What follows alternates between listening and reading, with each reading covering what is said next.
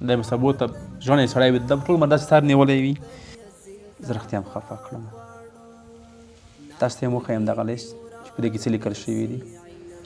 السلام علیکم ورحمت الله. قدرمنونکو، نن د تاسو یو ماشوم سره ناست یم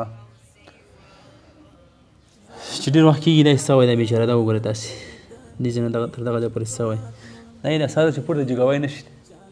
وښایي دا به څومره په تکلیف وي. ما ته چې راګوري سره جګوی نه شي چې پورته داسې راګوري. هارون ګوره دې ځای نه په تکلیف یې دې ځای نه سر نه شي جګولی. دا بېچاره چې دی دا ځنې بیخي داسې خښ شوي ده، بیخي خښ شوي ده. خو تر دې ښه ده بېچاره دی چې په همدغه ځای هر څه پدې شوي دي. دا یې ماشوم دی، دا راتلونکی لري. دا به سبو ته ژوند یې سړی وي د ټول عمر داسې سر نیولی وي که چېرته به د دې علاج هم کېږي. خو غربت یې اجازه نه ورکوي چې د دې ځای علاج وشي. دا مسؤلیت د موږ څخه جوړېږي چې د داسې ګللیو ماشومانو چې دا راتلونکی لري د دې عملیات وکړو.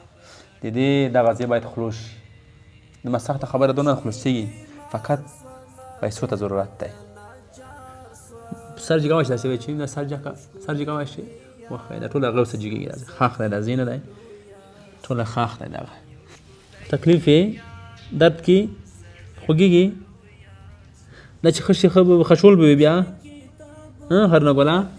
قدرمنو لیدونکو، یو لیست چې ما ته راکړل شو، دا لیست ډېر جالب لیست ده، بیخي جالب ده. او دې لیست زه رښتیا هم خفه کړم. تاسو ته یې وښیم دغه لیست چې په دې کې څه لیکل شوي دي. تاسې هم غواړئ چې دغه وګورئ. داسې خلک شته تاسو ممکن ځان دې لپاره جوړ کړی هره ورځ 100 افغانۍ کور ته وړي. د دې باندې تقریبا 12 نفره فامیل ګزاره کوي. دا لیست تاسې وګورئ، رسمي لیست ورته جوړ شوی. تاریخ یې تاسې نږدې نه وګورئ. نن 14 تاریخ ده، بیا هم د 100 افغانۍ کور ته وړي دي. اوس تاسې راته ووایئ چې د دې مصارف څنګه سړی پوره کړي. حتی چې سړی د دې مصارف نه لري چې خپل کور خپل بچیان دا ماړه کړي. دا خپرونه په دې هیله پای ته رسوم چې بل ځل موږ راځو چې دې کوچني ماشوم مصارف هم چا په غاړه باندې اخیستي وي. تر څنګ مې دغه لیست کې یو څه تغیرات راغلي وي. فقط درته یادونه وکړه چې یو نفر دی چې هغه دلته په خارج کې د مسافر دغه کله همکاري راسره وکړي، نور څوک همکاري راسره نه کوي. زه هر وخت وایم چې دا مسافر چې دي دې د وطن دپاره رښتیا قرباني ورکړي. بیا هم ټولو مسافرو باندې، ټولو ملي تجارو باندې غږ کوم چې راځئ د دې ورو سره همکاري وکړو، د دې عملیات وکړو. راځئ د سره همکاري وکړو.